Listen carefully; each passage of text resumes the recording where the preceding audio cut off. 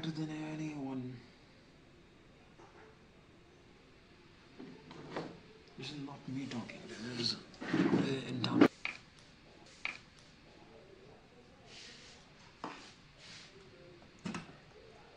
This is office talking. Maybe this is not right.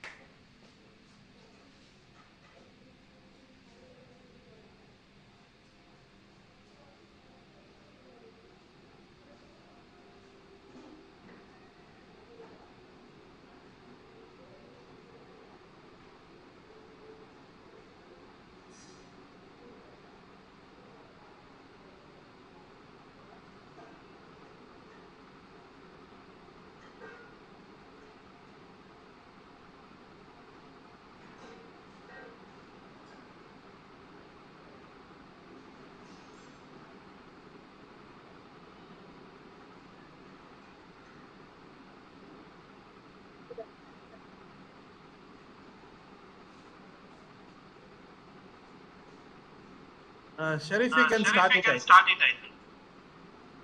Yes. Good morning, all. Dear participants.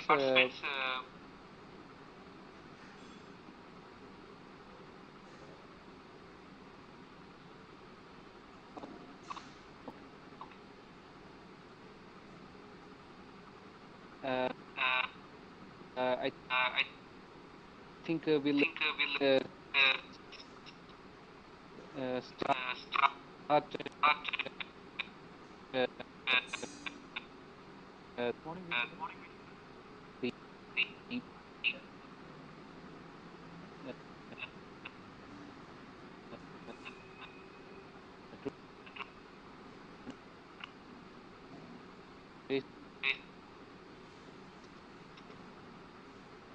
Good morning, Vijay sir. Am I audible?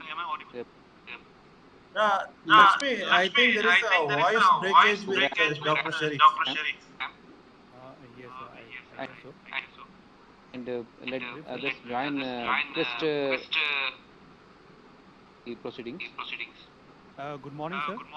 Good morning. Yes, Please, Vijay Kumar, sir. go ahead. So with your due permission, sir, we'll just start the program. Yeah. Please go ahead. Yes. So very good morning to dear participants. We from Geological Survey of India Training Institute. We welcome you all to this training program, a one-day e-training program on fundamentals of gold exploration. Today we have with us, who is chairing the program is Dr. R. Vijay Kumar sir. He is director, regional training from division from GSITA Hyderabad. And the course coordinator of FTC Chitradurga, Dr. Muhammad Sharif, he is present in this program. And also we have with us Mr. Parsuram Gange. He is senior geologist and faculty of FTC Chitradurga. And me, I am Lakshmi Nandan Deori, senior geologist. I once again welcome you all to this program. And now I request Dr. R. Vijay Kumar sir to kindly address our participants. Thank you, Lakshmi Nandan Deori. So, at the outset, I congratulate the course coordinator as well as the core faculties of FTC Chitradurga for organizing this e-training on the fundamentals for exploration for gold as a part of Bharat Amrut Ka Maha Utsav, that is the 75-year celebration commemoration of Indian independence. So JSITA now it has brought all the e-lecture series to your house, and you can study these various techniques of mineral exploration not only for gold. Various several other programs are also being conducted by GSITA, which will be definitely benefited for all the participants. So at the outset, I also welcome all the participants from various universities and colleges who has taken time to joining this e-training session. So in this training, many of the fine aspects in the exploration of both, like the geological setup, metallurgy, the localization and the control of mineralization, the various stages of exploration, resource estimation, geochemical parameters, all these things will be covered in this one-day e-training program. So I request all the participants to be attentive and let us interact in the middle of the session. If you have any queries, you unmute your mic and interact with the guest faculties, or you can put your queries in the chat box. So our faculties will be answering the queries as and when required. But don't feel shy to ask any questions. Let it be a simple question, but please be attentive and it may be useful to you in some or other ways. So this type of training program will help you not only in your normal college curriculum as well as it may be useful in your competitive exams also. So I congratulate all the participants who are attending this training program and wishing you all the best and happy learning. Thank you. Thank you so much, sir. Thank you, Dr. R. Vijay Kumar, sir, for addressing the participants and also, yes, encouraging them to participate and be attentive in this program, the one-day training program.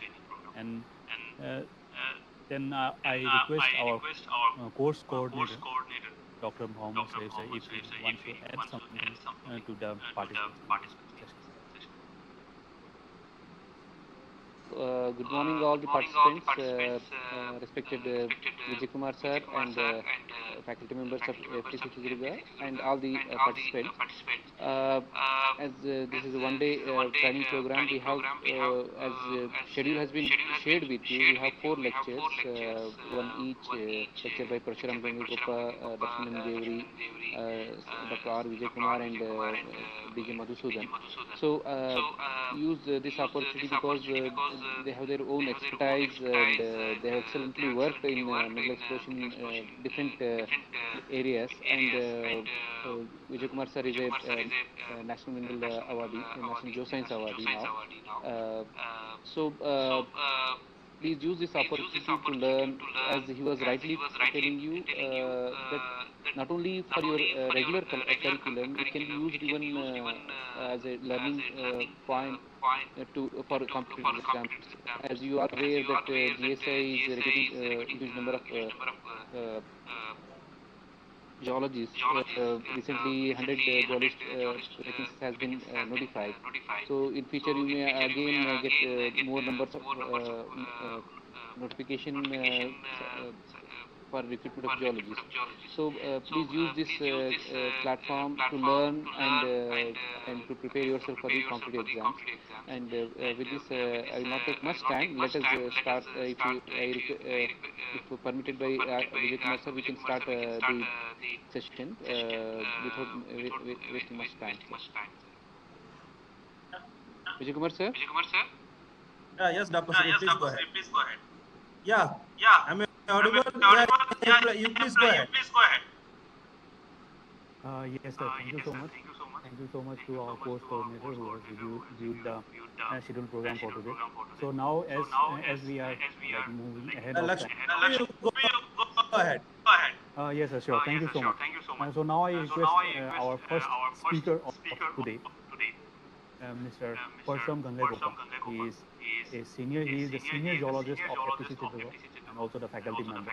And he has a vast experience in various mapping programs which is done by Geological Survey of India. He has done many large-scale mapping, detailed mapping, and even has done many exploration projects which have been related to gold and other aspects.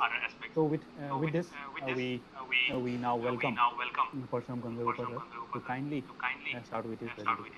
So please. Before he starts, I request all the participants to at least for a few minutes keep on your video so that video will be in a video mode, so that we can take some screenshot for our report.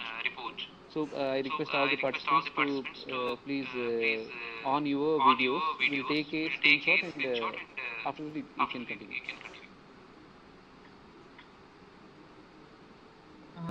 Thank you, Vijay Kumar sir, Sharif sir, and Lakshmanandan Deori sir, giving me an opportunity to present my presentation.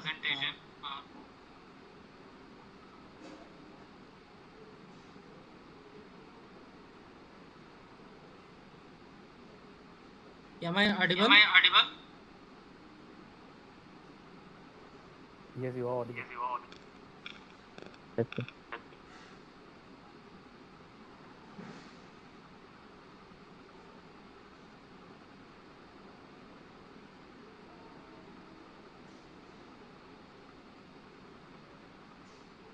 Is my presentation visible? Yes, sir. Okay. Good morning, participants. Today I am going to present the basics of gold deposits. I tried to simplify the things because it's a vast subject, I know. Before going to start the gold deposits, first we'll know what is gold.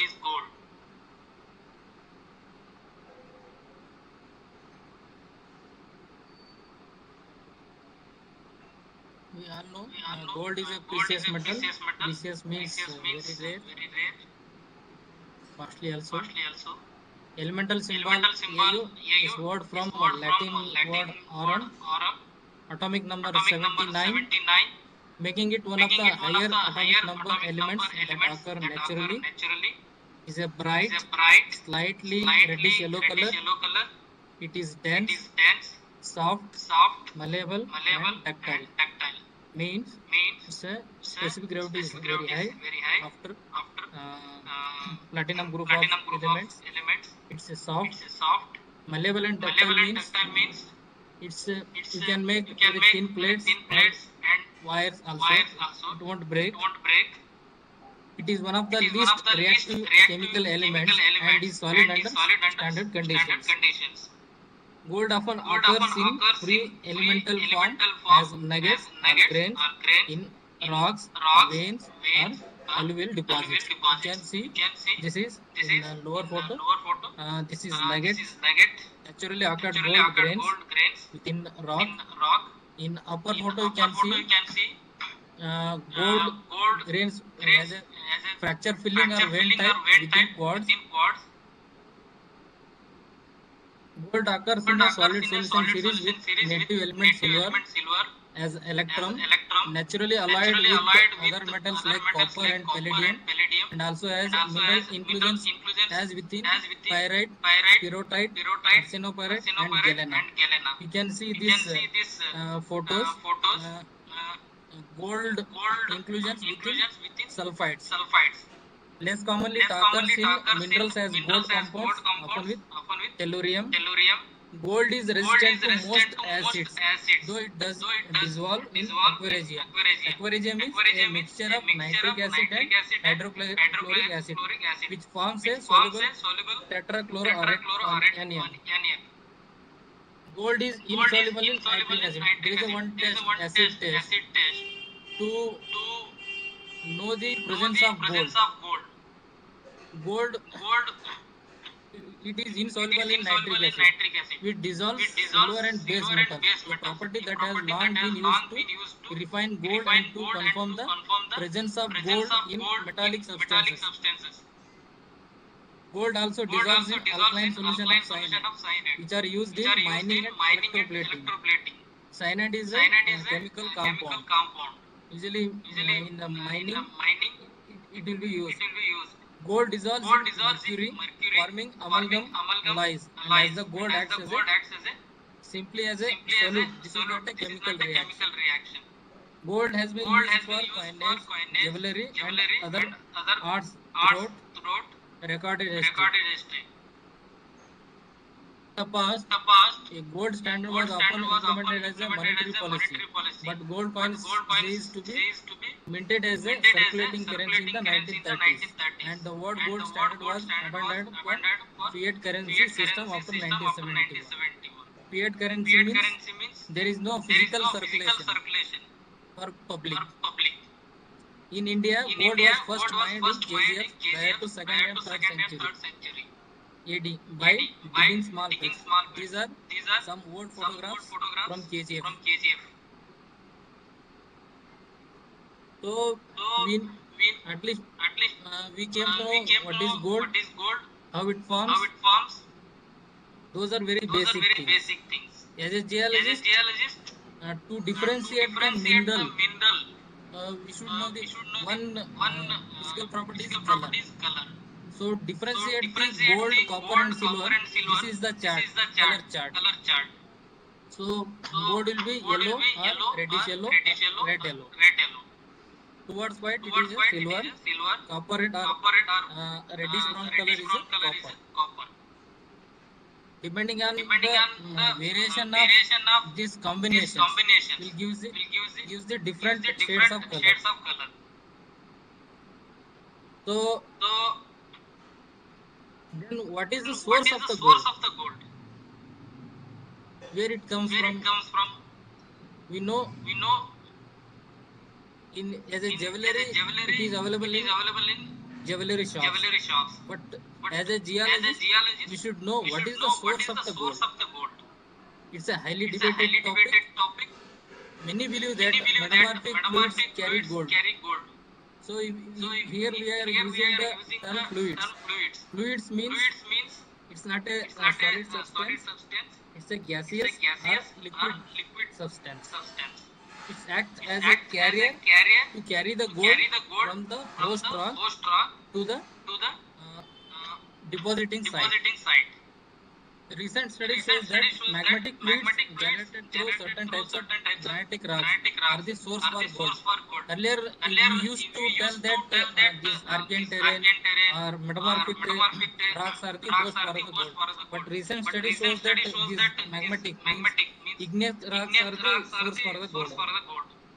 Those rocks are IMG granitites, example sannikatites. These are generated through melting of enriched mantle wedge. IMG granites are found around the polar belt also. This is a schematic diagram. This diagram just imagine from the surface up to 10 kilometer depth.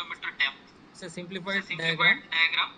This diagram is based on fluid inclusion studies. Means within mineral phases there are some inclusions. Based on this liquid carbon dioxide fluid inclusions, this schematic diagram is prepared.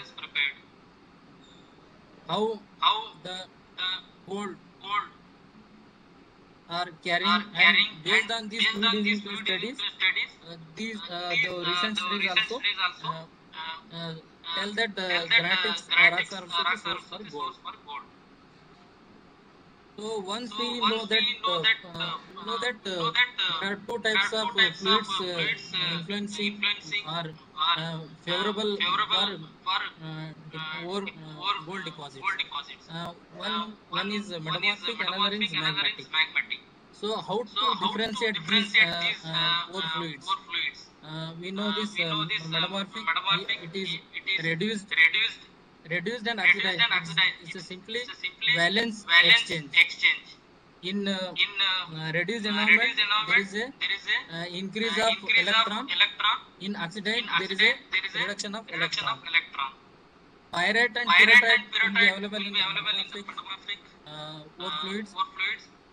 These are sodium depleted, muscovite and iron-rich chlorides will be there, and arsenic, stibnite and sulfurs are the association with metamorphic fluids. In magmatic fluids, these are oxidized, neutral. You know the pH of the water. 7 is the neutral. If it is less than 6, it's acidic. If it is more than 8, up to 14, it's a basic. These are associated with pyrite, hematite. There is a presence of pyrite, hematite, and magnetite. Albite. Albite means soda plesioclase. Pengite will be there. Actinolite and epidote minerals will be there. Chlorides are Mg chlorides. And there is association of tungsten, molybdenum, and bismuth. Based on these characters, we can classify the ore fluids are metamorphic or magmatic. So once we know the source of the gold, what are the carrier of the gold, or what are the fluids of the gold, then we should know the depositional sites.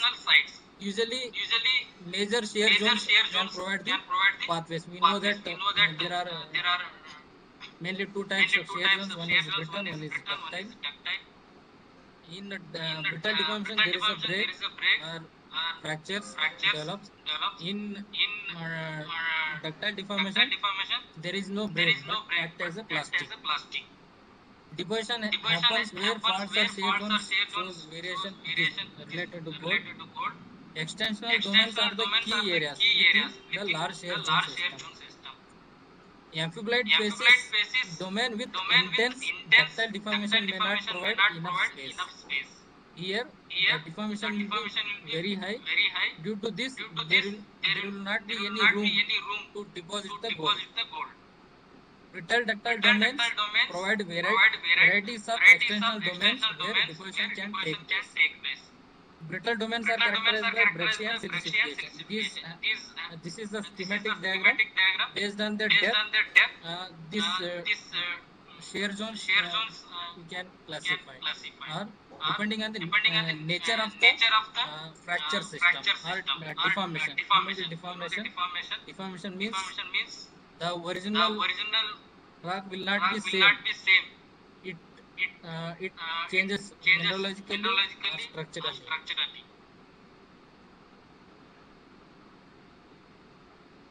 So once we know the depositional sites, there should be trap to deposit larger deposits of gold. So Riddle shares and extension share zones are the most favored depositional sites. Riddle shares means these are at an acute angle to major shear zone. In the folded units, anticlinal structures are favored sites. You know in hydrocarbons and petroleum geology, these are very useful anticlinal structures. Same feature here. The fluids are carrying the gold and they are deposited in the anticlinal fold structures. Epheris lithology also plays an important role in the precipitation of gold-bearing fluids. Just like there is an affinity or interest. Usually these gold-bearing fluids are deposited towards epheris lithology. Once we know the source of the gold, depositional sites and trap sites, everything is related to plate tectonics. You know that plate tectonics, there are three types of boundaries on Earth. One is convergent boundaries, second is divergent boundaries, and there are transform fault zones. In convergent boundaries, Earth will be shortening. In divergent boundaries, Earth will be expanding. And transform fault zones, there is no movement like convergent and divergent. Only plate displacement will be there. So based on the tectonic setting, there are different tectonic means the construction and building of Earth's surface. In what tectonic setting gold will deposit occurs. This diagram shows the different tectonic settings like oceanic arc, back arc, continental arc, and back arc extension. So here different gold deposits also occur. Epithermal means low temperature hydrothermal deposits. Porphyry copper gold deposits. VHMS means volcanic hosted massive sulfide deposits. Orogenic means these are related to mountain building or deformational or metamorphic terrains. And Carlin means sedimentary hosted type deposits related to fault and shear zones. Mainly in India, we have these orogenic type workable deposits in different parts of the world. Different types of deposits also occur.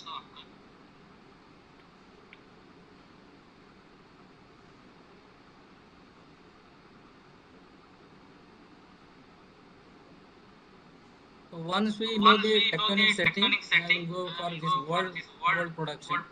Traditionally, Australia, USA, Russia, South Africa, and Canada were leaders. In the last 2 decades, China and South American countries have increased their production. Presently, China is the leading producer and major consumer. India and China were producing nearly 5 tons in 1980. Presently, India production dropped to nearly 2 tons, whereas China produces nearly 400 tons. This is a graphic representation. Major producers and major consumers. In major India nowhere in this because it's less than 1%. But we are major consumers. Nearly 28% we are consuming from the world production.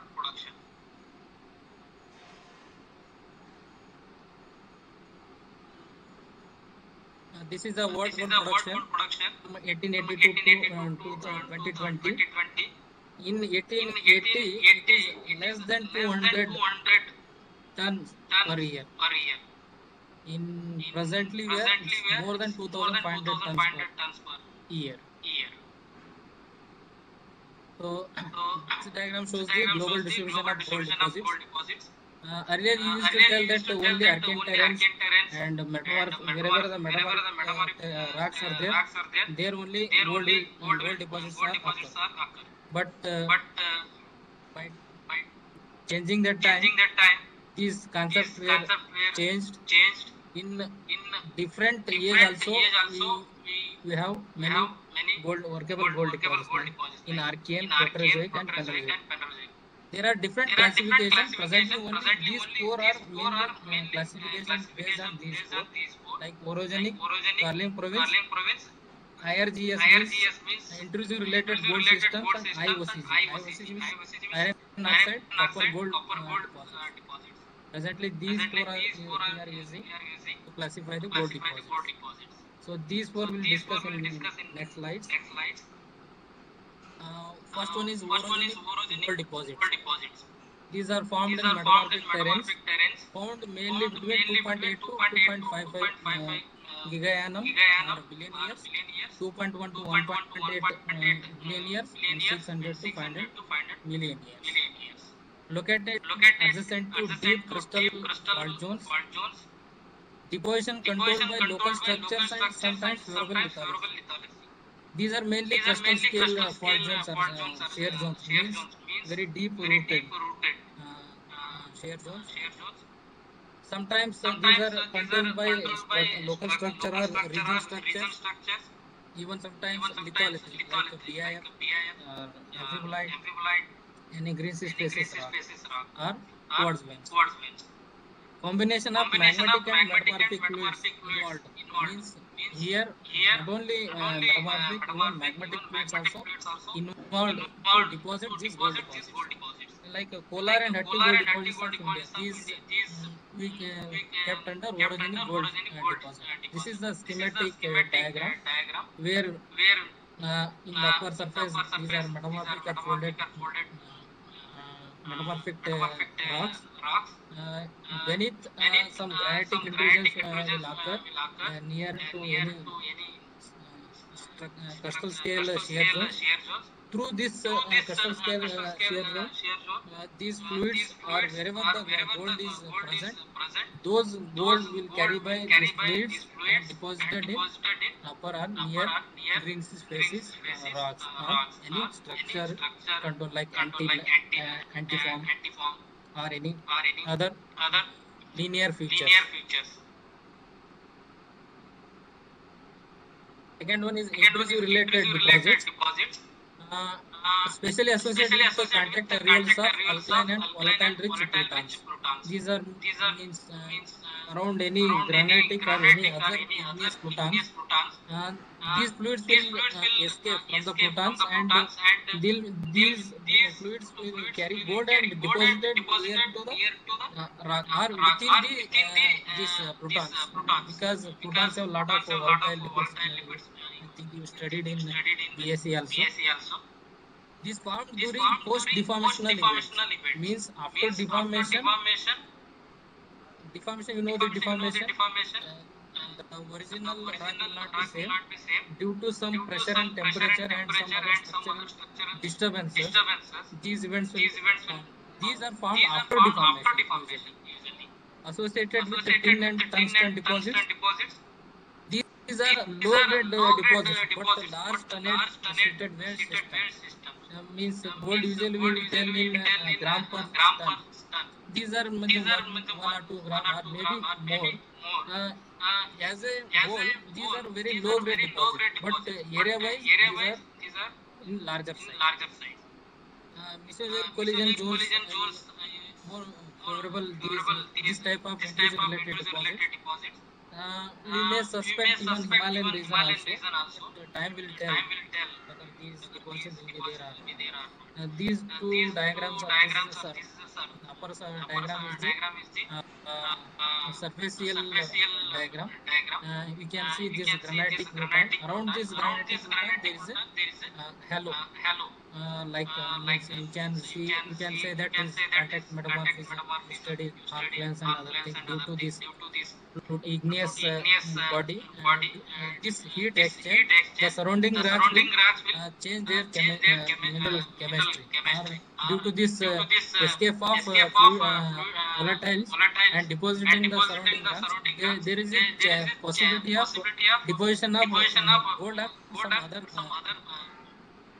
minerals. This is also a schematic model where at beneath or at depth, these plutons will intrude.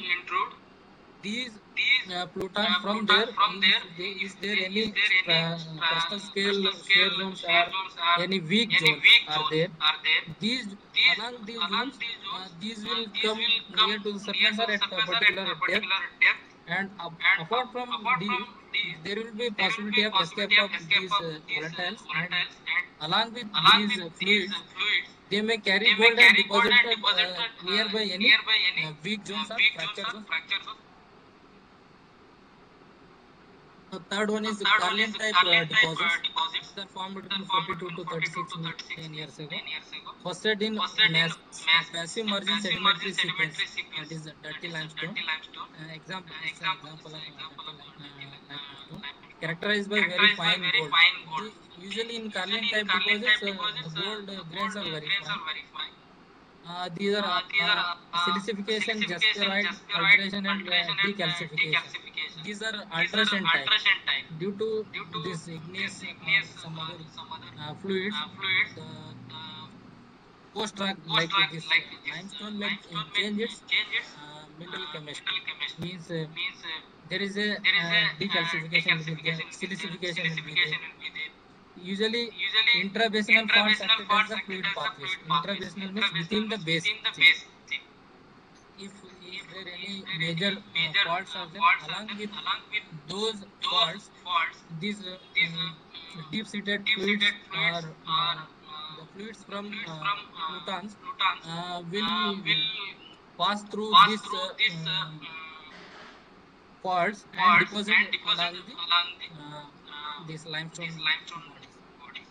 These are similar kind of deposits found in China.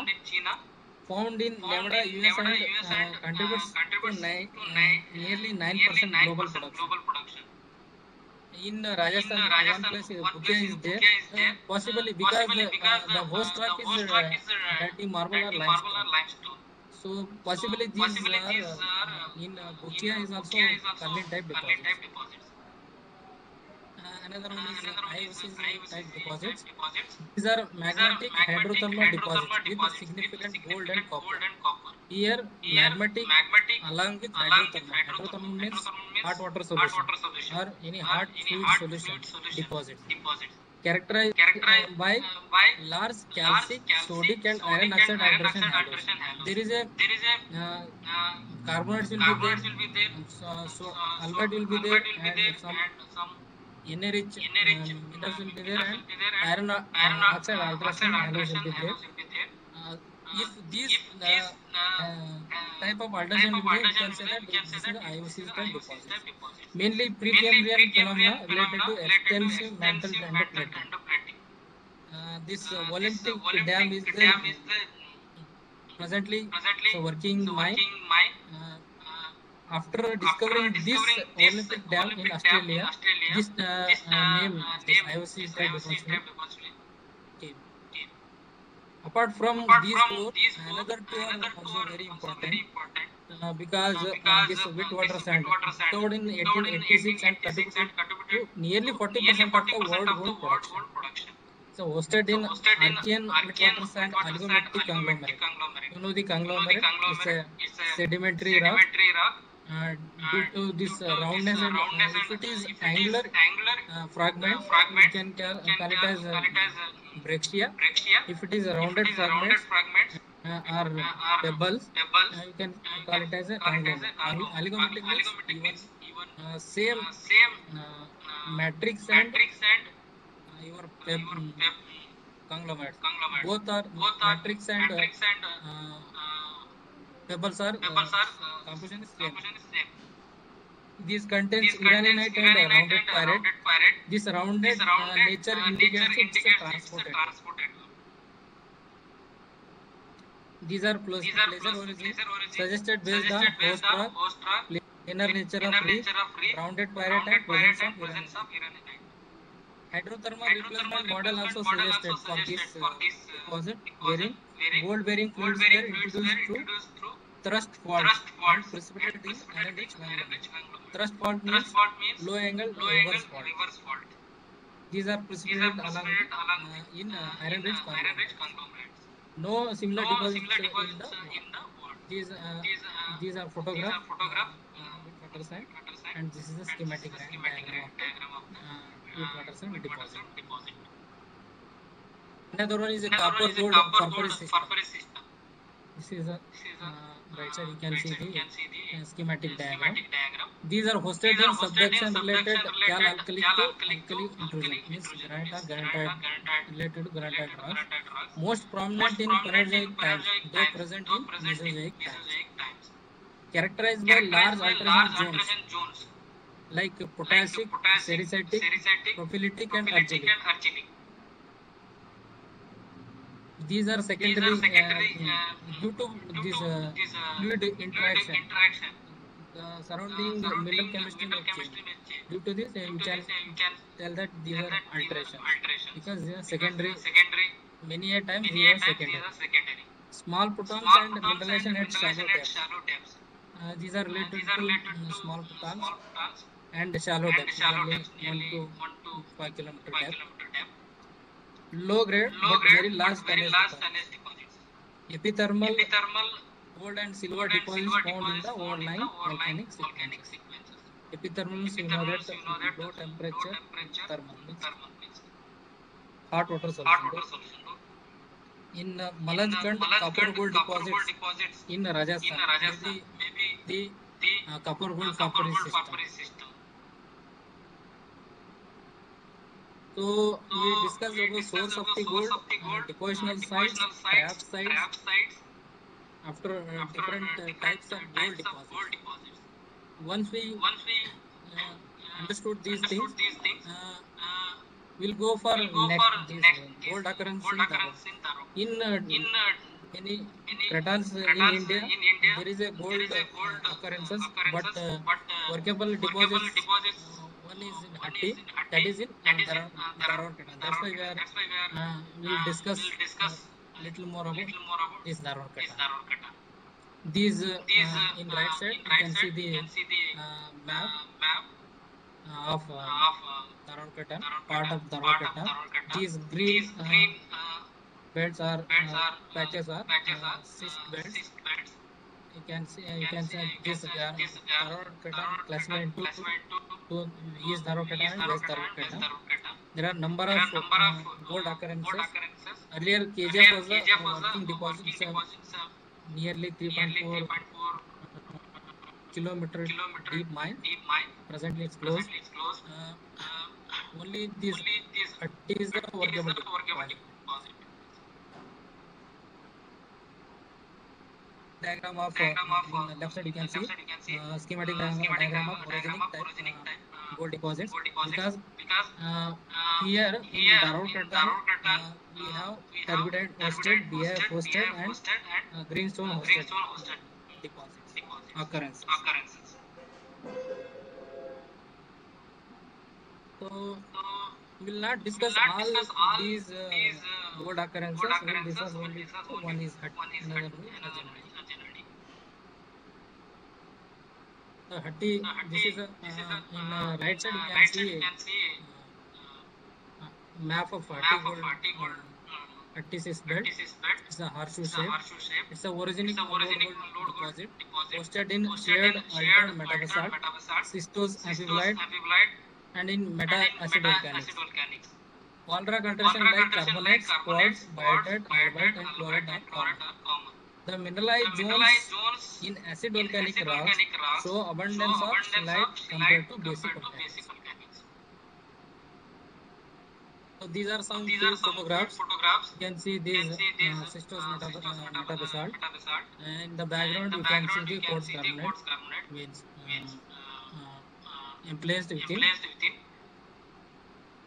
schistose metabasalt. This is this photo shows the one of the old working. Around Hatti cyst belt there are more than 300 old workings. Means before starting the commencing the mine, our forefathers were used to dug the old mine, pitting small, trenching by small pits. This is one photo shows the old working. You can see the even mine waste. So photo shows the rattle mining are very deep, and it's more than 60 feet within carbonated metabasalt. This is also one old working is rattle mining. It's within rhyolite or acid volcanics. So this photo shows the pounding marks. Usually these type of features indicates there is a presence of gold. Means earlier people used to dug the material, and they used these usually occur in nalas.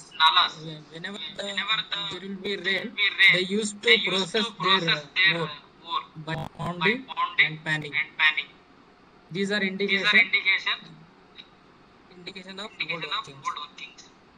So these are some photographs from DSC Hatti area only. Sample collected by us during our field work.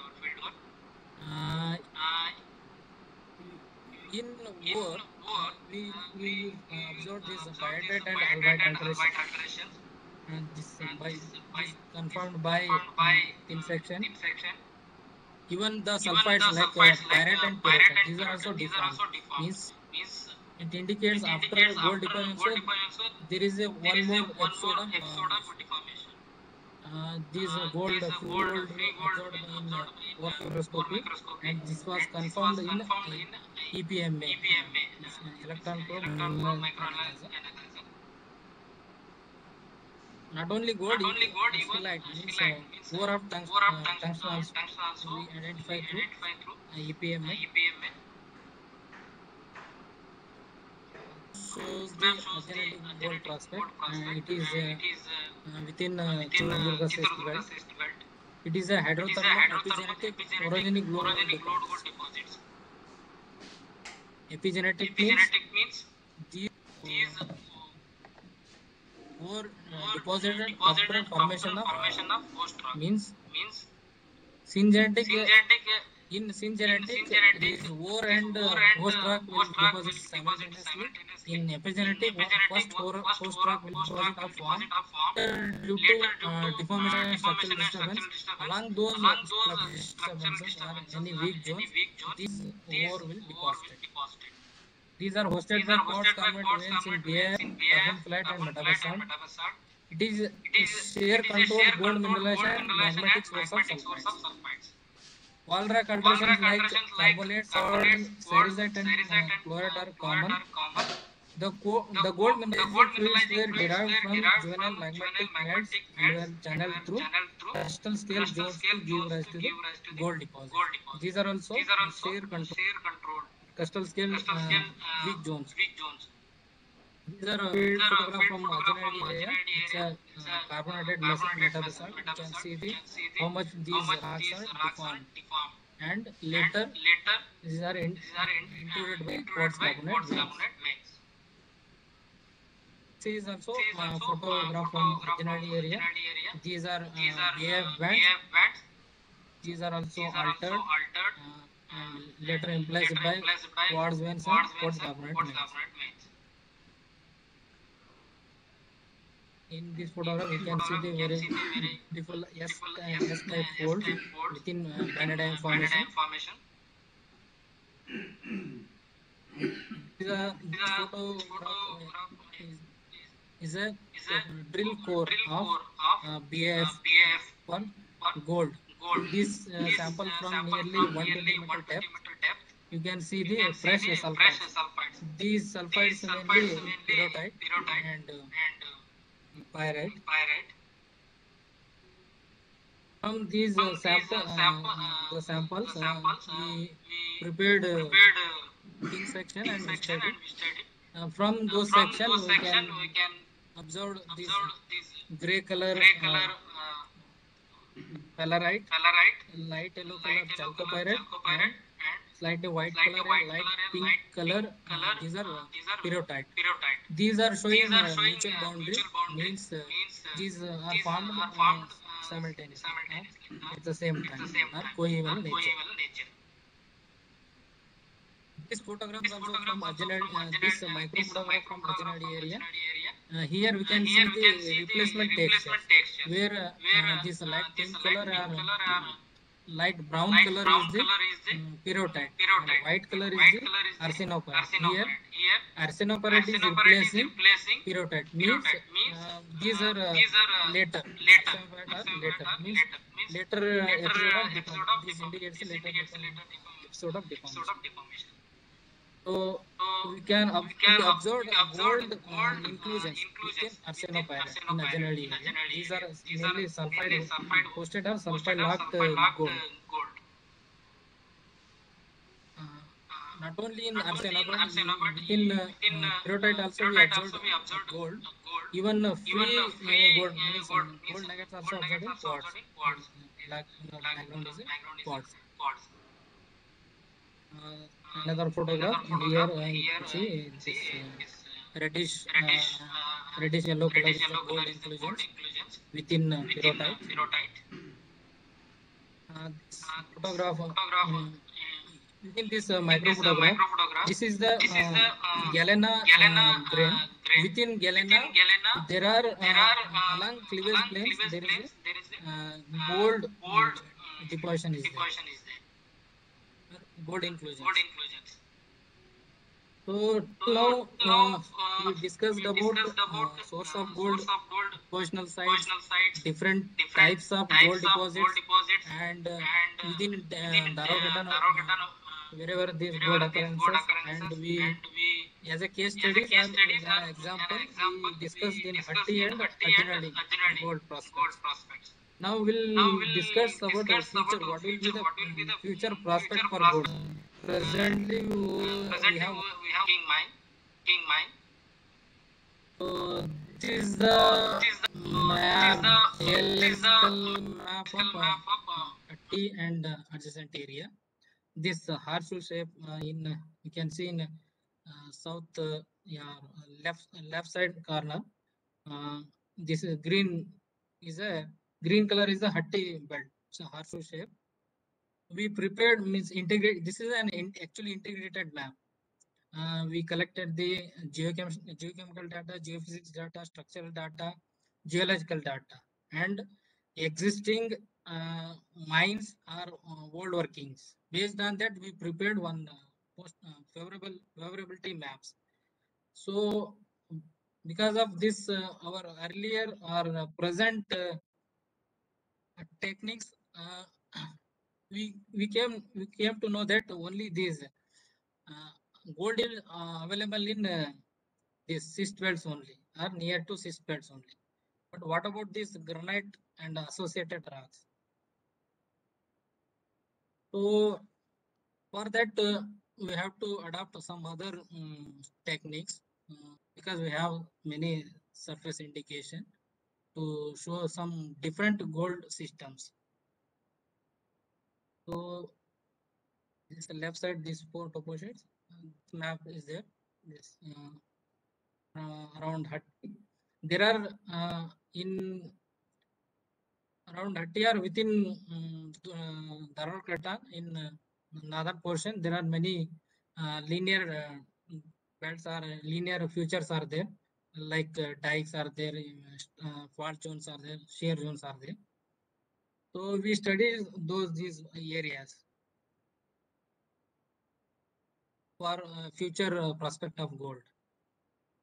So this photo indicates the porphyritic granite. You can see the grain boundaries, is very sharp grain boundaries. There is no deformation. So in the next this photograph, you can see this porphyritic slightly grain boundaries are altered or deformed. There is no much that sharpness is there. These are some more deformed. These are photographs from around Hatti only. We collected like samples means very undeformed, slightly deformed, and highly deformed zones. This is this photograph from shear zones means not that ultraviolet line like that. So just shear zone. You can see the grain boundaries are change is like elliptical or I shape or rhombic, not rhombic. It's a elliptical shape. So these are hydrothermal alteration within granite. Here we can't say by seeing this photo we can't say that these are granites, but within granites there are kilometers together zones are there. Silicified zones are some hydrothermal alteration zones. This black color is the iron alteration. In these white are these are silicified zones means within silicification there are different hydrothermal alteration activities happened within granite along these crustal scale shear zones are weak zones. From these iron veins we collected the sample and we studied.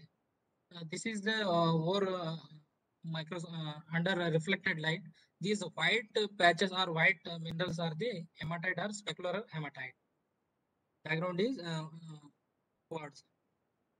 Not only granite, even the dike cracks also suffered these deformation. These veins are quartz carbonate veins within dike near Hatti only. Adjacent to Hatti, there are one area Tintini is there. Here even we observed these chalcopyrites. In the same area only this photo taken. These green patches you can observing These are actually malachite stains.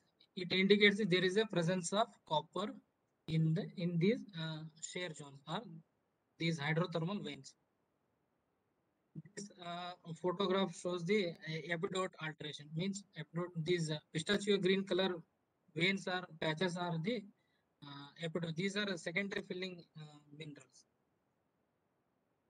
So this photograph also from those hydrothermal veins. These are potassic alteration. These potash are not like igneous, just like in granite. These are secondary potash. Due to this color is there. By observing these, we can't say these are orthoclase or K feldspars. By studying microscopes under microscope or EPMS studies suggested that these are potash bearing minerals. So these photographs are also from those hydrothermal veins or shear zones within granite. These green patches indicating these are chlorides in silicified zones.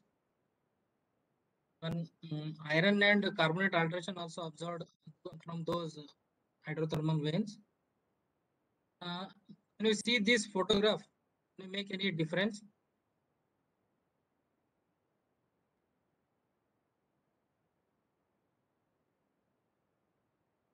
There will be a red or brick red color patch within slightly white color background. By seeing, we can say that there is a plug, cyanide plug or some different rock types within granite. This is a granite background, but it is not the same case like that. Actually, this formed due to hydrothermal alteration. Due to iron and K feldspar alteration, this granite is changed to this color, brick red color. Not only on field, even at microscope level also observed those shared, deformed or altered zones. In this left side photo and upper side photo is a microscopic under thin section under PPL. We observed epidote, calcite, quartz, and chlorite elongated grains. This elongation indicates the sharing. This was confirmed by EPMA studies. From the sample from those hydrothermal veins also indicating these gold fine grains and copper digenite. We can say observe this bright reddish yellow color grain is a gold grain within from those hydrothermal veins within granite. So this slide shows the crustal section of gold deposits. So in Indian scenario, we only worked on these orogenic type deposits like turbidite hosted. Turbidite and BF hosted mainly in the Shimoga cyst belt. And this greenstone hosted are mainly in Kolar and Hatti. But what about these other reduced intrusion related and oxidized intrusion related? This type of deposit till now we are not or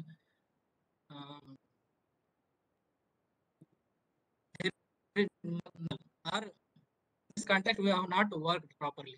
So my intention is to show those photographs from granitic terrain to towards that in that direction to search for gold deposits in granite terrain. Because in reduced intrusion related only. These are Carlin type or oxidized intrusion related. Here, oxidized intrusion related, there will be low sulfur.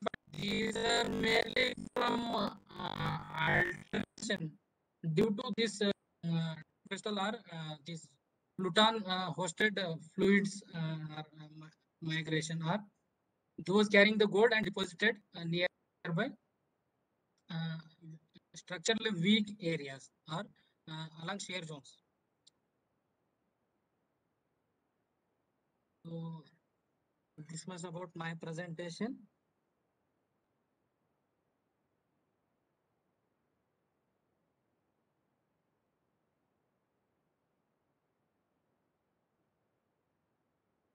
Thank you, Parshuram. Now I request participants to please Thank you, ask sir. questions or queries if you have. If you can unmute yourself and you can ask questions, and otherwise you can type it in the chat box. Parshuram, please see the chat box. If any questions Okay, are there, you can answer. And as we all know, gold, as a human being, we are fascinated with gold. And we Indians have a lot of affinity towards gold. We consider gold as prosperity, and we keep accumulating gold. And India is one of the largest consumer of gold even today. Once it was one of the major producer, now largest consumer. So as he has shown in his presentation different aspects of gold, from starting from the basics, how we are getting in different terrains and different types of deposits. In India, we have a lot of scope. Even today, we have a lot of scope for further exploration in gold.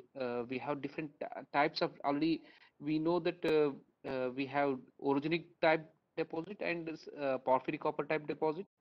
Means we have to again reorient ourselves for exploration. Even as he was emphasizing about granite, even granite hosted gold association, we need to explore, and we need to, because we have a lot of granites exposed in different terrains, in different geological terrains in India. So are you seeing some questions there in chat box, Parshuram? yes, sir. So if possible, There is please. one question, sir. I want to know the main reason behind the gold mineralization is in East Dharwad Craton, mainly in Hatti. Yes, would you like to answer it, or shall I do that? Sir, it will be better, sir, if you answer. Okay. See, gold, as we know that there are many reasons for gold occurrence in EDC. The favorable structure, gold, if any mineralization, we need a source, a transportation, or transportation mechanism, and trapping site. So in case of EDC, the crustal thickness, one is the crustal thickness is comparatively low, and also the favorable host rock and trap sites are there in EDC, which are more favoring the gold mineralization in EDC. It doesn't mean that WDC doesn't have. We have, if you could see that image, if you could remember that image of Dharwad Craton, we have more than I think 45 occurrences in WDC. Probably the crustal section which we are getting seeing it, it also depends, and we have to rethink and re-establish a number of deposits in WDC. Definitely, at present we have major deposits in EDC like Hatti and Kolar. Kolar, though it is stopped being mined, but still there are a lot of scope for starting mining there. There are many reasons. As one of the reason of gold, presence of gold in EDC is the favorable structures. We have deep crustal level shear zones which are passing through these cyst belts, and the cyst belt geometry also favors the hydrothermal fluid ascent. And also there is one more thing. If you observe, wherever the cyst belt whichever has the gold mineralization is even I was telling about the source, the granites which are intruding into the cyst belt, they are relatively Mg rich granites. Probably the gold they may acted as a means for the hydrothermal fluid, they may act as an engine, or many other things are there which we need to reconsider. But still, as I was telling you, that for any mineralization, we need a source, a transporting mechanism, and the trap. In EDC, we have trap sites are more favorable, as well as the source probably is because of the crustal thickness, it was more nearby, and many other factors which control not only and also that if you could see the mechanism of there are a number of shear zones, large scale shear zones, which are and a lot of juvenile crustal input in the EDC has provided a lot of hydrothermal fluid here. Probably it could suffice at present, because it because in research you need to add more and more data to say conclusively, and there are many ways to tell about that.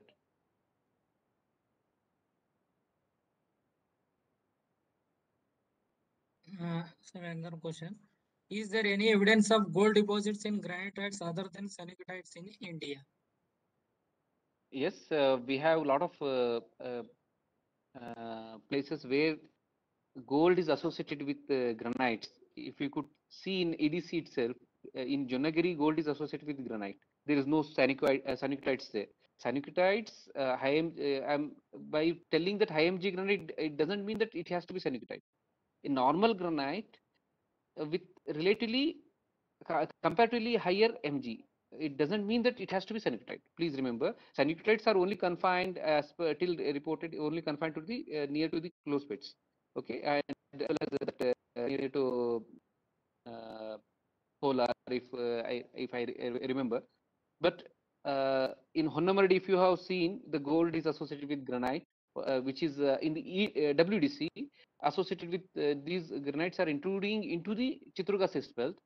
Gold is associated with granite. Similarly, recently GSA has even established gold occurrence in many granitites in ADC, in even in near Chitraduರ್ಗ, Jainkote area, we are getting gold occurrences, and it's a new discovery. GSI is will publish it soon, and we are getting good results there. Like that, there is a lot of scope to work. Even in if you see the Hatti gold mines, northern part of the Hatti gold mine, we have a lot of granites, and there gold has been reported within the granite, like in Machinur, even in Mincheri, Gogalgatti. There gold is associated with within the gold, within the granite. So granites, there are a number of examples day by day, as our concepts of explorations are changing. Our understanding of the earth systems are much more clear now. In future, it may be more, you get more information about more aspects, or new kind of deposits we can find. IOCG type, which are again associated with granites, porphyry copper deposit type, which are again associated with granites. They have been reported from many parts of India, including Thanewasna copper deposit, what you see in Bastar Cretan. Again, it is associated with the granites and gneisses. So hopefully it answers your question. Any other question, Parshu? Sir, another one. Are there any more ways by which gold can be sourced other than magmatic fluids generated through certain granitic rocks? Maybe from deep mantle or core, from where it came up through convection currents. Yes, definitely it is possible. Possibilities are there, and that's what with our understanding we are getting more and more clarity of how the mineral system works. That's why the recent exploration strategies, what we adopt in even in GSI and in many other countries, we are going for mineral system approach, where we are considering different types of source. So that types of source, the mechanism of transportation and deposition, and we are means we are considering the whole package. Means we are considering it could, the source could be mantle, source could be crust, deep crustal source could be even the water, meteoric water, it could be your water related with the metamorphic metamorphism, means there are many ways that the gold means the hydrothermal fluids or material it can be derived from different components. So it is possible. It's possible, and definitely in I think with present understanding, definitely it is possible to get from different parts of it may be mantle, it may be crust, or it may be even near surface. Sir, another question, sir. How is gold extracted from veins as it is in very minor quantities? How economical is the extraction process? Yes, see, economics of any any deposit, because you can get occurrence anywhere as a deposit. If it is economically viable, it depends on the scenario. See, earlier we used to mine high grade gold when because it was easily available, and we were going for high grade gold. Now the situation is that even apart from India, India at present, the only gold mine we have is at Hatti Gold Mines, which is primary gold. Please remember, primary gold we are getting from only at present. Hatti Gold Mine is producing only primary gold, where we are losing till today. We are losing 0.3 grams per ton of gold into the waste, the material, waste material. We are losing it. But the same way, Australians and Americans, they are extracting even 0.3 grams per ton gold, like the Fort Knox deposit, which is a very large tonnage, low grade deposit in America. The grade, average grade there is 0.3 grams per ton, and they are extracting it very feasibly and very economically. So the concepts and the need, it will decide the economics of the any deposit.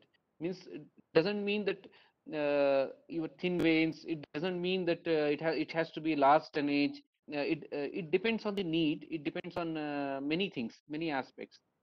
So even in thin veins, see, you may be seeing a tip of the iceberg. There is a possibility that at depth it may extend, it may even give you a lot of the body may get wider at depth, and many other things are there which needs to understand. One point I want to add, sir. Here, veins may be thin, but its strike continuity, depth continuity, and its tonnage are grade of the ore. It will decide it can be extracted or not. Yes, and also that the economics part, it depends. Finally, if a country, if you want to have the gold, even at a very means as a reserve, even at a cost on its own, they had to go for even very low grade ore. There is no. Another one question, sir. What are the conditions necessary or favorable for the occurrence of gold in BIF, and how we distinguish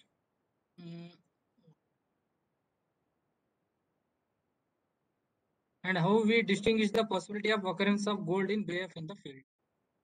See, go BIF. If you remember their mechanism of deposition, everyone I think understands here. Generally, we classify BF in different means more than two types. If you for a layman, if I start classifying BF, we will say either it should be Algoma type or Lake Superior type. Let us assume Algoma type is associated with volcanics, and Lake Superior type is a typical sedimentary BF. Gold can occur in BF in general as an epigenetic entity. Please remember, if it is syngenetic, again it requires transportation, many other aspects which are related as you do see in pressure and other type of deposits. So in general, it has been seen that whatever the gold we are getting it in, earlier it was considered that it is a syngenetic type of deposits in BAF. But recently it has been observed that they are mainly epigenetic, where later hydrothermal fluids brought the gold and deposited in the favorable structures or trap sites. BAF acts as a very good trap. It could be it is a very good chemical trap, as well as it could be a structural trap. That antiformal hinges are one of the favorable sites to get trapping of the solution. And if you remember, BAF contains iron. Iron can interact with the solution which containing sulfur, carbon, to give sulfides, different types of sulfides, as well as different carbonates. Okay, so BAF acts as a trap, and it's a very favorable trap for because of its iron content. And not only that, if you are working in BAF, you have to think about different types of structures. You have to think about you should also understand the type of solution which it is interacting with. So many aspects are there in BAF, but still you in a nutshell, what I think that what my understanding is that BAF is a very good trap rock, where it acts as a very good chemical trap, as well as structural trap.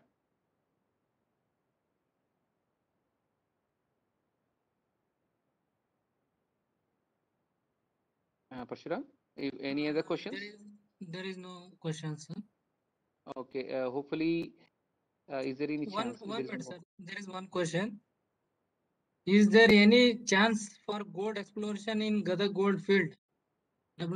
Yes, Gadag is one of the well explored cyst belt, which is again Gadag is a part of Chitraduರ್ಗ cyst belt.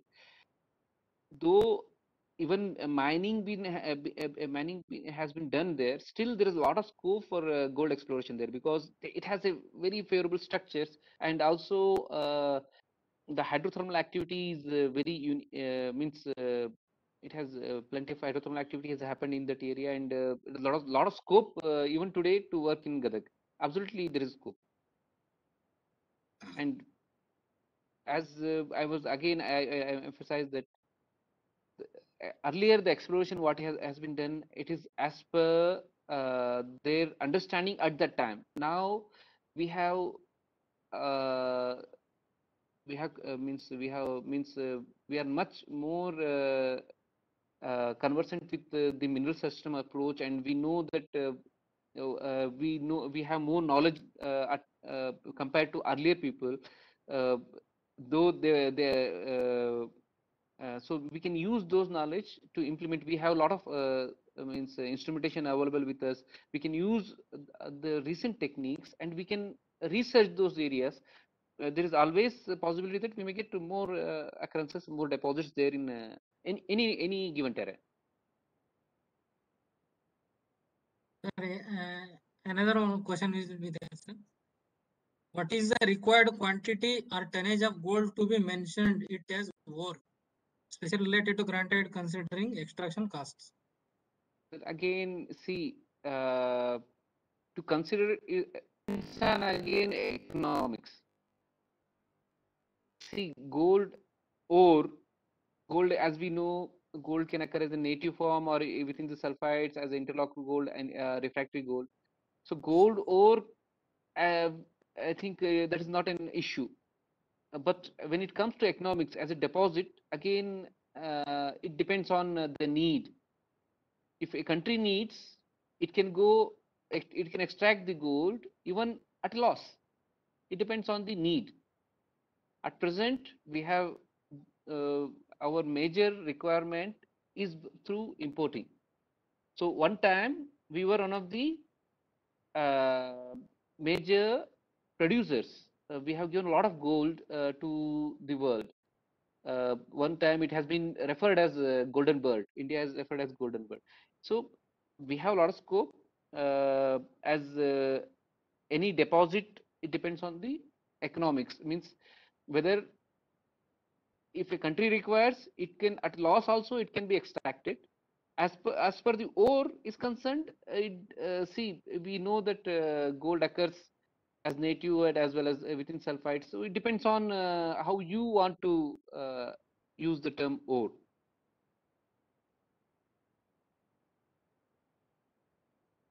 Hopefully, I can read the message.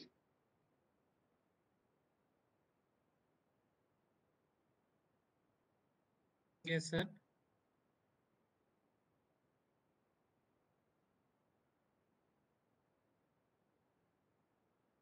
Is No any more questions. questions are there? No question. No questions, sir.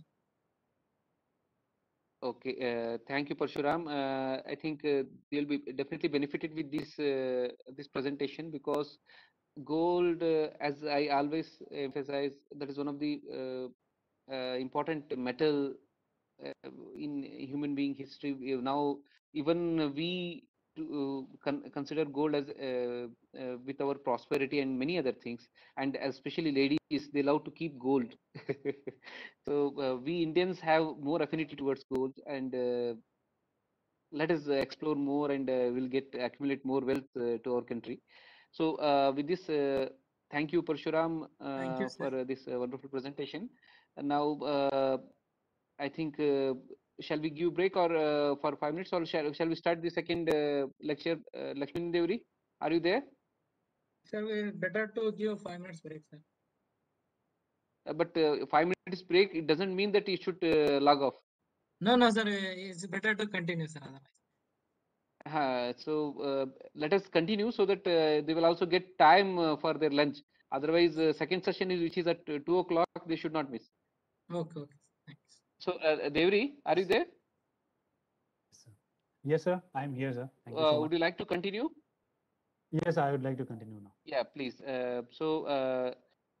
Dear friends, now we have with us Sri Lakshmanan Devri, senior geologist and faculty member of FTC Chitradurga.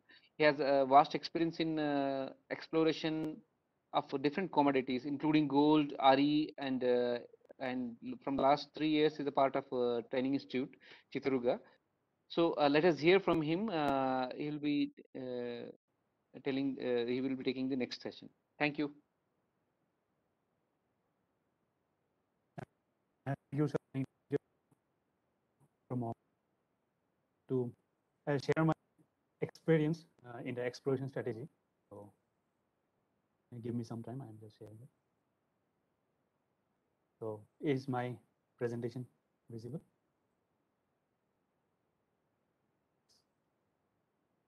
So yes, good morning, friends.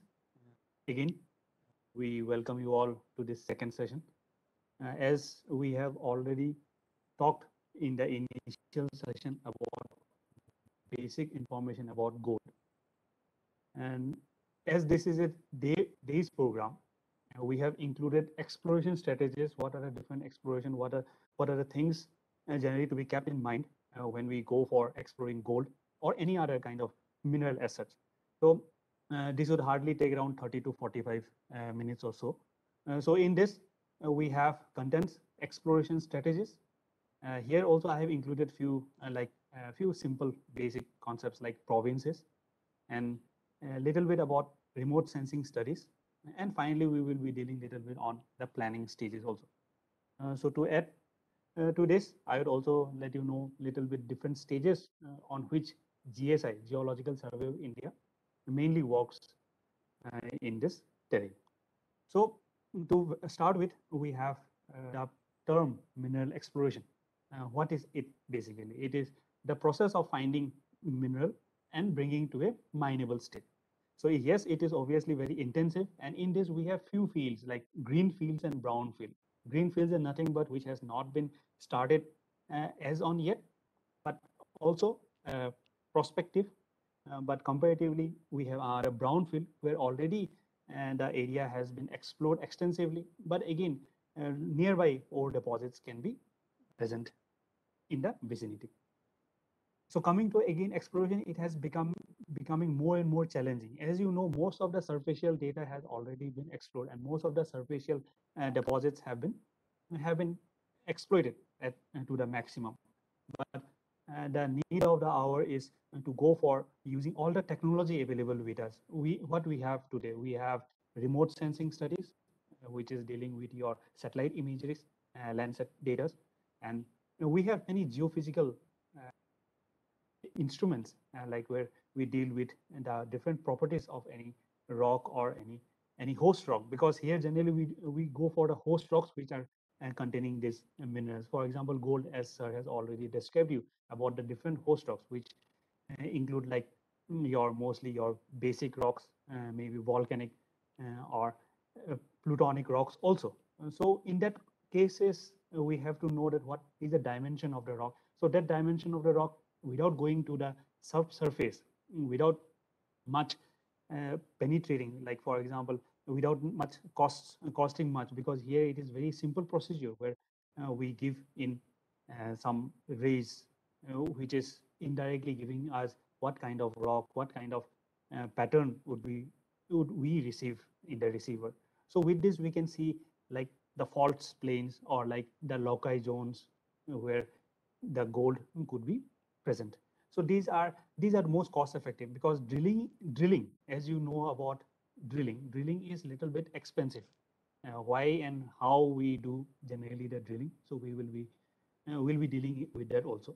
So drilling generally is cost effective. So this is much more economical, and we can find out, at least we can interpret that the amount of, because as most of the surfacial data has been exploited, so we need to go to the subsurface level.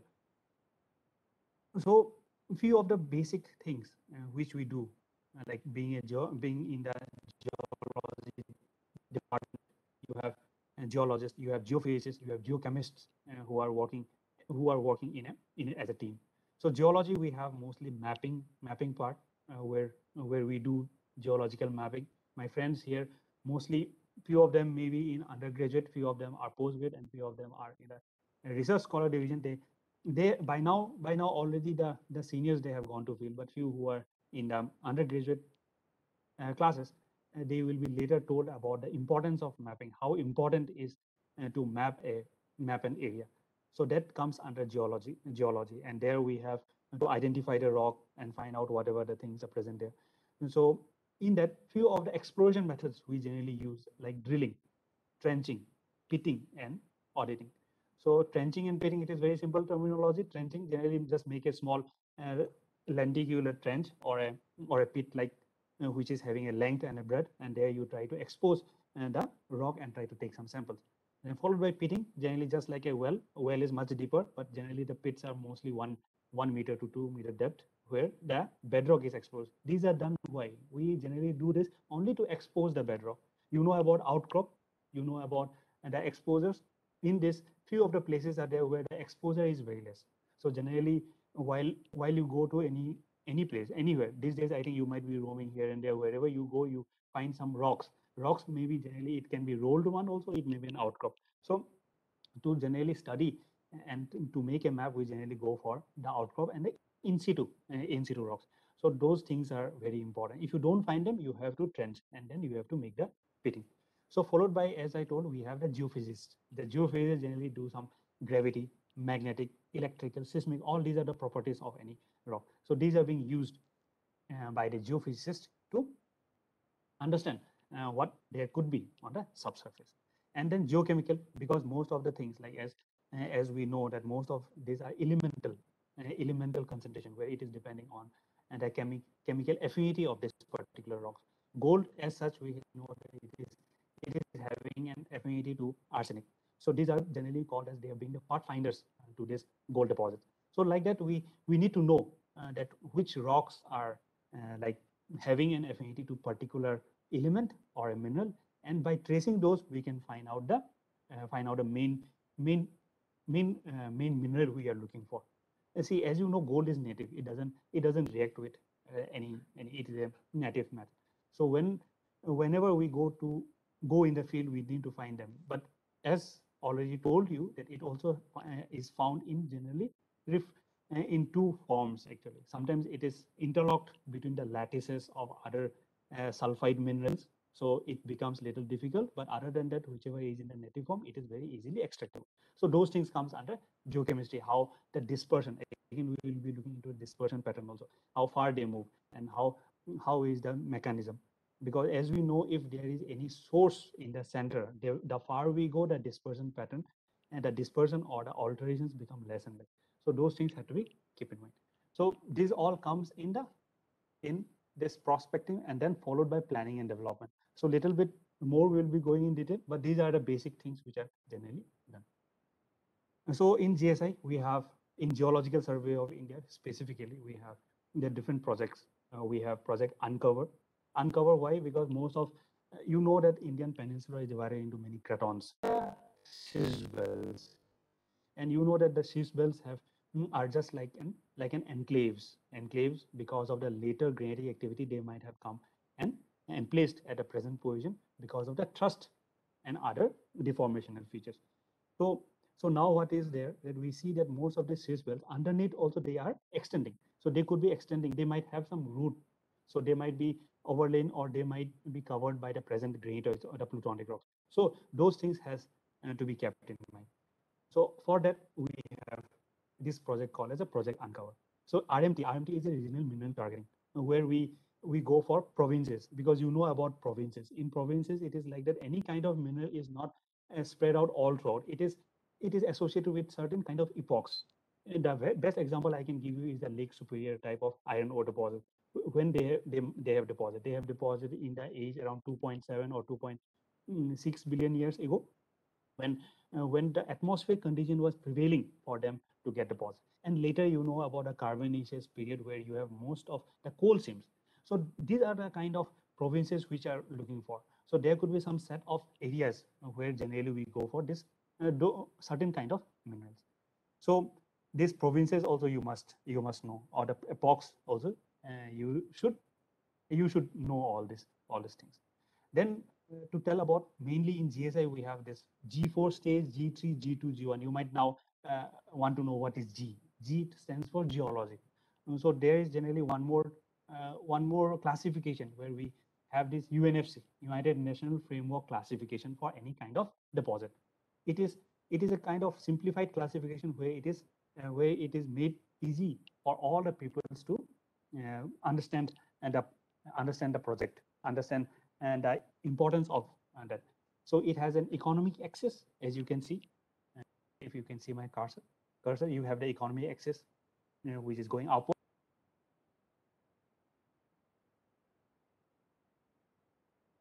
Seeing the economic or the commercial viability. Feasibility is looking after how much feasible it is, what is the approachability to that particular deposit. And geology, again, dealing with the amount of minerals present there and how much quantity it is present there. So those are, and geology also deals with the amount of extractability, because every part is governed by a geologist to look into the deposit there. So these are given as different terms. As you can see, G4 is termed as reconnaissance survey. That is very preliminary and very preliminary. As I told you at the initial itself, this is the presentation is dealing with exploration strategies. So all the exploration strategies we look for, you can see to it that this is also for other minerals, and also in that we can think about how the gold mineralization generally occur. If you have learned by now, gold mineralization, how do you see? It is associated some kind of rock. You see that what are the rocks generally having those minerals? Maybe like basaltic rocks, mostly, and some cases you have the granitic rocks also having the same mineralization. So now we need to know in what way the gold is associated with that host rock. Either it is in the vein kind of deposit, either it is in form of some stringes, or either it is in the form of stratiform, or stratiform generally it may be associated with some kind of rocks. For example, if we find some gold associated with iron bands, because that is again associated with that iron which has been eroded or which has been formed from that particular basic rock. So that can also give a stratigraphic importance to that. And also at some certain places, one more may come where it is structurally controlled. So where it may occupy only the axial planar cleavages. If you know about folds, the central hinges generally are the places where we can look for. So these are the different forms in which you will be finding the gold deposit associated with the host rocks. So that's why this exploration strategy is very important. So at the very initial stage, we go for recognition survey, then we go for preliminary exploration, where the term survey comes, it is just we are trying to map the area with different rock types and possibility of seeing the mineralization.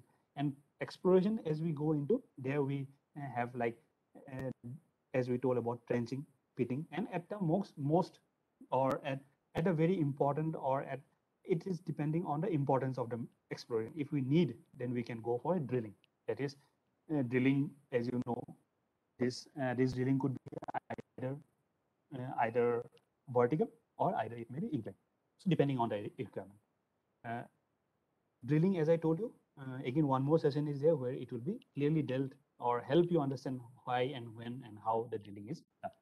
So finally, we go for general exploration, where systematic exploration are being carried out, maybe in certain intervals to find out the ore body. As you know, these days we have many CAD, many computer-aided design softwares, where we try to see the three-dimensional figure of that ore body in the subsurface level.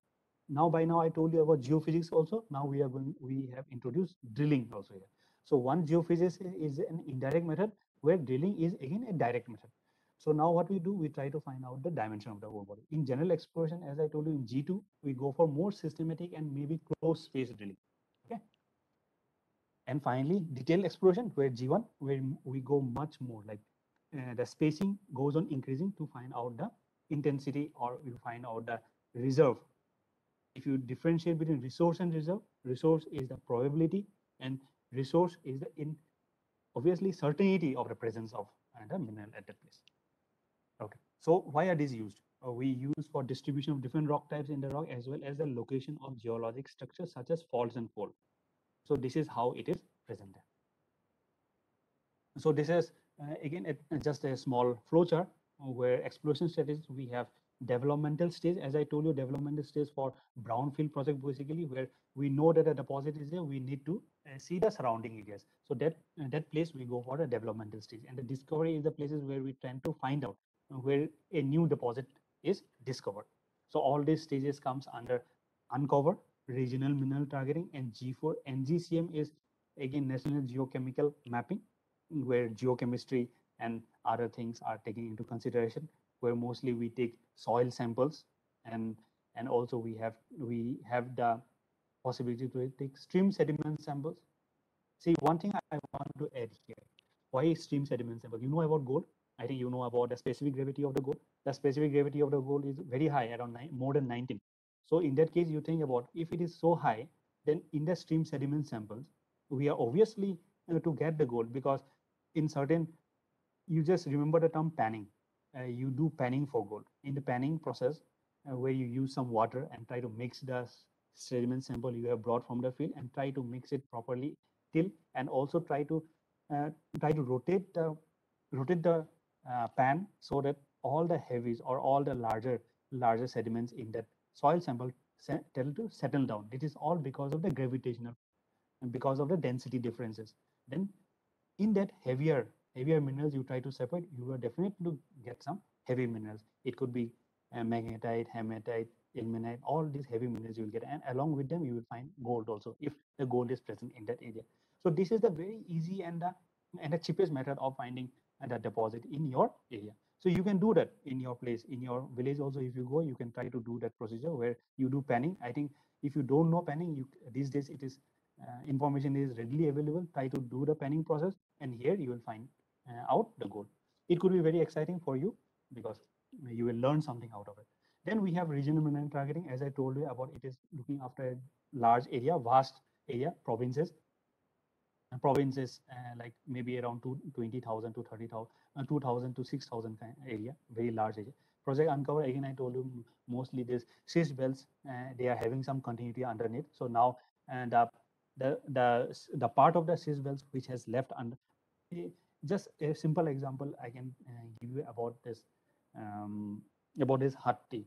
Just in case, because now Hatti, you see that it is in the upper part of your Dhawar Katon. In the in the much upper part, you have the Deccan Traps. Could be that some part of this kind of seismic could have been covered by your Deccan Traps. So those kind of deposits have to be discovered. So now these are the need of the challenges which a geologist has. And finally, coming to development, we have G3 stage of exploration and G2 stages of exploration. Okay.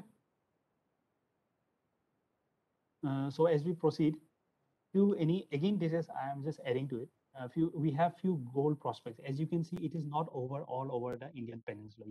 You see that most of them are concentrated in certain places, like mostly your Archean granite and greenstone terrains.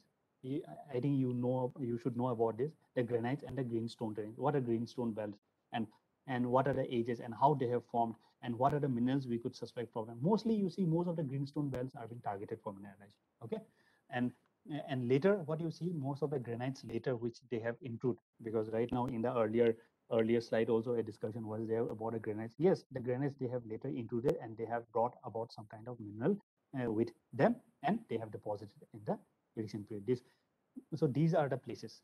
So coming to this, if you see, most of the concentration are in the southern green line, southern part of India, and this is the Dharwar Katon, where sir has clearly dealt you. Most of the deposits are in the Dharwar Katon. So the most of the working mine, the present working mine from Hatti and the very vast greenstone fields from Kolar gold fields are all from the Dharwar Katon. So as we were little discussed already about in the initial part, I told you about the epochs and provinces. They are related with what? Mostly there could be some isolated phenomenon because of which, and that also has taken part during the evolution of the Earth's crust. Because during the evolution of the Earth's crust, many things happened. Earlier, the crust was just forming, because the molten earth was trying to cool down, and during that process, the crust started forming. So very initially, the crust was very thin, followed by the thickening of the crust, and with this thickening of the crust, there was this convection current inside being developed, which could not escape into the air, and because of that convection current in the mantle, this plate tectonics started into acting. And because of this plate tectonics, almost all deposits are associated with the plate tectonics. If you see them clearly, the plate tectonics are associated with any kind of mineralization. Followed by, yes, as I told you, one of the is 2.7 to 1, where we have the Lake Superior type, and also a few of the volcanic massive sulfides, because volcanic massive sulfides mostly in the sea floor spreading. As we know that during the formation of the greenstone belts, there was this spreading of and that basin was actually filled up by this volcanogenic units, and in that, associated with them, we also have the massive sulfides. So that tells you that what was happening during that period, and what are you going to expect from certain kind of rock types. See, in this we have all the associated rock types. So, and also with that, age is associated. So we say that most of the rocks which were evolving in the Archean time, they were mostly mafic to ultramafic. So in mafic to ultramafic, you generally go look for the PGE and platinum group of elements, and associated we also go for you might know about chrome rich mica, fuchsite. So those things generally we go for ultramafic rock. Then followed by later, what happened because of your segregation, the ultramafic content started reducing. Then you have mostly the basic content. So there again you have some kind of mineralization associated with them. And finally, at the end, where the felsic had come into picture, then associated with the felsic we have many mineral deposits. As recently we go for rare earth elements. These rare earth elements are mostly associated with the felsic magmatism. So all these are associated with all these magmatic processes occurring at different period of the evolution of the Earth's crust. So this is one. So this is simple, the generation of the source from where, and associated we have the different plate tectonics. A brief chart which tells you about the common deposits. So what I will do, I'll share this presentation with you. And so because as this is dealing with mainly exploration strategies, we will be concentrating on that because these things are required to understand. And so it is added in this presentation. And also we need to know that most of the continental, only only continental part, upper crust has been explored. So if we go deeper, possible that we will be having more deposits similar to the crustal ones. So classification of the ore, few of them are associated with the magmatic itself. That is the initial magma followed by hydrothermal fluids. These are resulting because of the aqueous fluids which have been migrating through the crustal rocks. So as you know, here again, we need to see what are the fluids associated in the hydrothermals. Then secondly is the sedimentary, that is by mechanical and chemical processes, we have certain kind of mineralization and regoliths. So in this, if we see, gold is almost occurring in all the cases. We even have magmatic, we even have hydrothermal, we have sedimentary also, because of them being being noble. Sorry, because of them not reacting with any elements, they come and get concentrated in the sedimentary rocks, and also regolith as a placer kind of deposit. Magma fluids are active because of all the pressure and temperature change. The magma fluids will tend to take place. Again, I will try to skip all these things. Please. So again, what are the various possibilities, or what are the parameters generally controlling the magmatic differences? Are the distinct source, basic and felsic, various degree of partial melting depending on the amount of the partial melting, crystal fractionation, mixing of two or more magma, then the assimilation which takes place by the crustal rocks, and also liquid immiscibility. These are the factors responsible for variation in the magmatic concentration. So these are again getting repeated. I'm ready. Okay. So we'll come for the dominance of gold provenance. So gold provenance, as we have told about Karnataka, Andhra Pradesh, and Tamil Nadu. These are this is a main concentrated and mainly explored part of India, where the gold fields of color have been explored. Hatti, Gadag, and maximum part are occupied by the Dharwan Craton. And yes, if you see into them again, the Dharwar Craton, within which we have the schist belts. The schist belts are more concentrated. The schist belts, the greenstone belts. So try to see why it is greenstone. As sir also told you about the green color minerals which are mostly present there. These are the metamorphic. That is why they are called as greenstone belts. And how the formation of the greenstone belts have taken place in that craton. Because initially there was this development of the crust, and in that crust, when the upwelling or the exhumation of the magma took place, because the magma was high concentration in the mafic minerals, and because of more concentration of mafic minerals, they were much heavier, and they used to generally settle down or form some kind of synformal geometry. And because of the synformal geometry, you see that basically most of the basins are like a cup or like a tub, and in that the spreading, if you see my palm now, the palms are getting separated. So you can think about when the palm are getting separated, there is upwelling of the volcanic substance upward. Then during that is also termed as a seafloor spreading. When the seafloor spreading takes place, then that basaltic magmas where we have mostly volcanic associated sulfides are getting deposited. So this is what is happening in most of the schist belts anywhere. And in Dharwar, as this is the largest Dharwar, we have almost more than 20 schist belts here.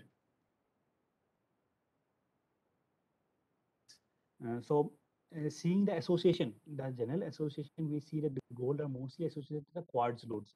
Quartz lode. Why lode? Because these are enriched in gold. So any vein which are rich in your gold deposit, they are called as a quartz lode, quartz vein and sulfide vein deposit. So quartz carbonate veins, and these quartz carbonate veins which have been associated with deformation and metamorphism, they have simply, what you can, very simple term, it can be told that they have scavenged all and the rock surrounding, because surrounding source rock you have, the surrounding source rock are nothing but your basaltic rock or the metabasalts which are now presently metamorphosed to. So these basalts, from there the gold is being extracted by these fluids when they come up to the surface, and along with them they bring the gold mineralization. So these are the ones which are targeted in the Dharwar Cratons. So these are the locations. as you can see the concentration. If you see my cursor, you can see the concentration.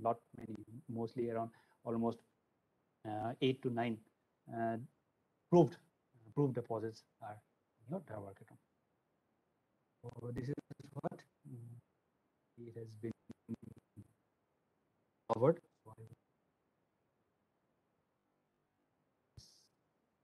Bear with me. Yeah. So again, coming back to the gold exploration strategy, where I told you about the area selection. So how do you select the area? As I told you, you need to map the area. You need to see what are the rock types present in there. You need to see which rock type could generally carry that gold mineralization associated with it. So as we see that the golds are associated here with metabasalts, golds are associated with banded iron formations, and they are also secondary. We see that they are structurally controlled. They are associated with the quartz lodes. They are associated with the fault plains. They are associated with the fold hinges. So all these things has to be carried out during the geological processes, where we try to select the area which could be probable source for the gold. So once the area is selected, we go for remote sensing studies. In the remote sensing studies, what we do, I'll tell you. Then we have geological mapping, again a detailed stage. Then we have geophysical survey, lithogeochemistry, as I told you about how the chemistry of the mineral is important, where we go and find out the pathfinder elements. In that, we have stream sediment survey, sampling techniques again will be taken in detail. Followed by we have petrological studies, where we find out, because both in nugget form also, or it could be in a very microscopic level. So if you are very lucky, in that case, you might get in nugget form, or also you could see in the panning. So, but if it is not present there, under the thin microscope study, obviously you are going to see the gold. And finally, the evaluation of the prospect, which will tell either it is feasible or it's best suited to work further or not. So coming to remote sensing studies, so what again, in remote sensing study, we go for satellite imageries. Satellite images these days, if you go, a very simple app you have with you is the Google Maps. In the Google Maps, you generally have the terrain, you have the terrain maps, you also even have the road maps with you. So all these images are in your palm. So when you see into it, you see that some patterns, some geomorphological differences you see are being created by that. So now this, because being a geology, now we know that there are a few hard rocks, there are a few soft rocks. And also we know that harder rocks could contain what minerals. That is again depending on the Mohs hardness scale, which I presume everybody knows. So depending on that, what rocks could be presenting in the hills and what rocks could be presenting at the basins. So these things could be interpreted in the satellite image study. Once you know those, and then you can say that these could be the hilltops where it could be occupied by some felsic rocks, and then this basin could be occupied by some kind of, or the lakes could be occupied by some basic rocks. So here also again you should know about the Bowen's reaction series. The Bowen's reaction series tells you that the very high temperature minerals, the very high temperature the mineral to form is your olivine, and the last mineral to form is your quartz. And you also see the relative difference, the temperature difference between the two. One is a very high temperature mineral and the other is a very low temperature mineral.